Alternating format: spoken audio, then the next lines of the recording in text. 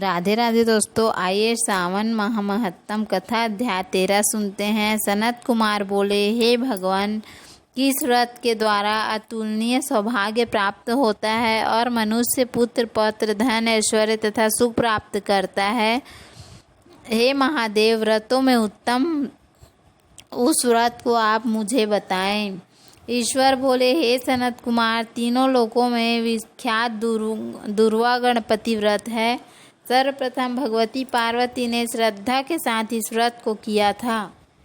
हे मुनि सत्तम, इसी प्रकार के पूर्व में सरस्वती, महेंद्र, विष्णु, कुबेर, अन्य देवता, मुनिजन, गंधर्व, किन्नर, इन सभी ने इस व्रत को किया था।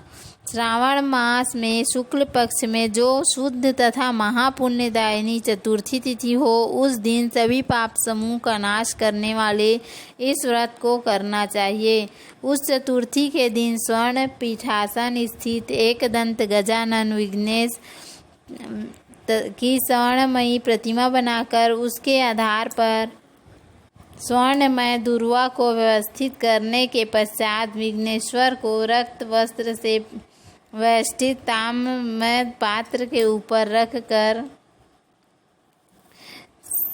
सर्वतोभद्र मंडल से रक्त पुष्पों से अपामार्ग, शमी, दूर्वा, तुलसी, बिल्व पत्र, इन पांचों पत्रों से अन्य उपलब्ध सुगंधित पुष्पों से, सुगंधित द्रव्यों से, फलों से तथा मोदक से उनकी पूजा करनी चाहिए और इसके बाद उन्हें उपहार अर्पित करना चाहिए।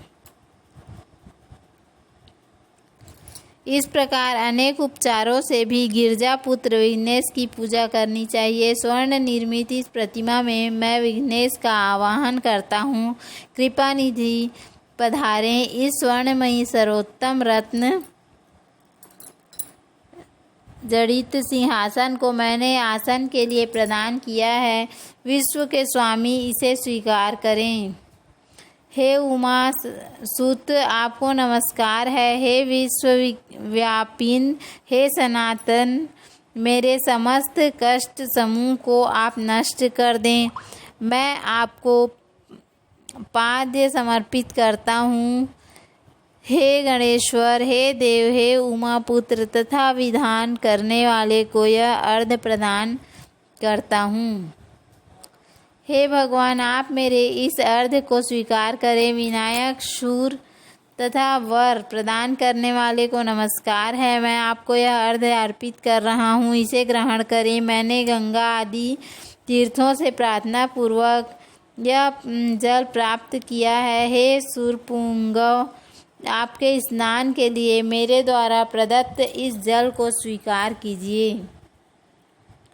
सिंदूर से चित्रित तथा कुमकुम से रंगा हुआ यह व्रत युग्म आपको दिया गया है। आप इसे ग्रहण करें। लंबोदर तथा सभी विघ्नों का नाश करने वाले देवता को नमस्कार है।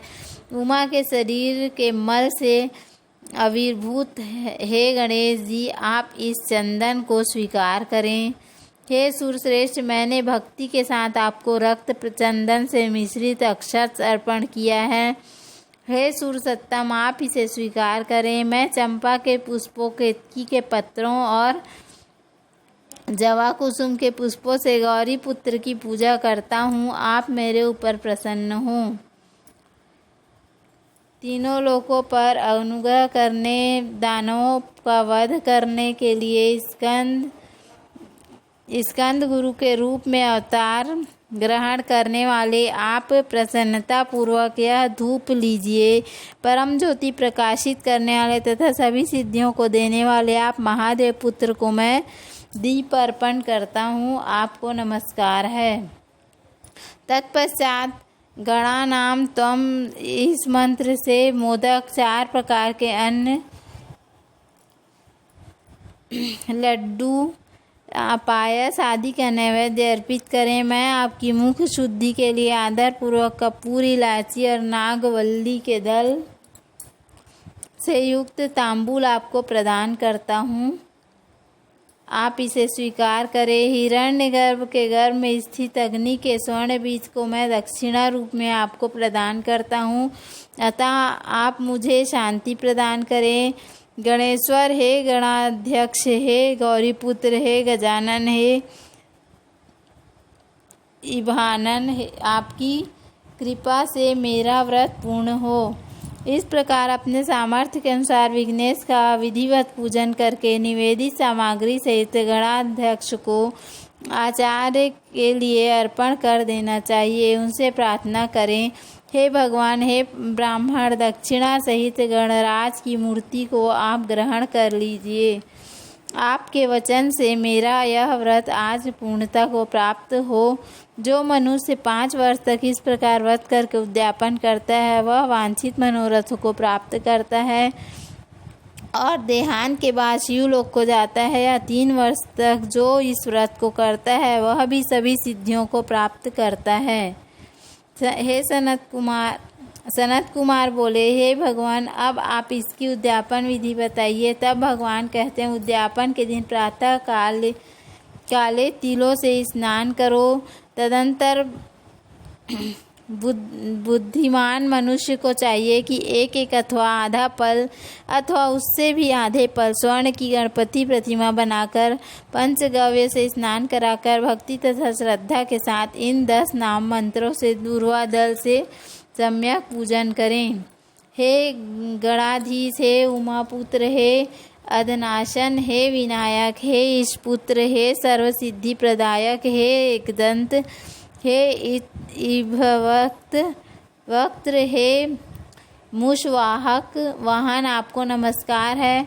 आप कुमार गुरु को नमस्कार है। इस नाम के पदों से पृथक पृथक पूजन करें।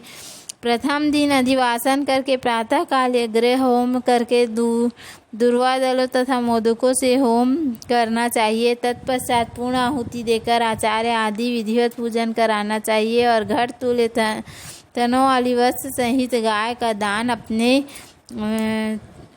चित्त के अनुसार करना चाहिए।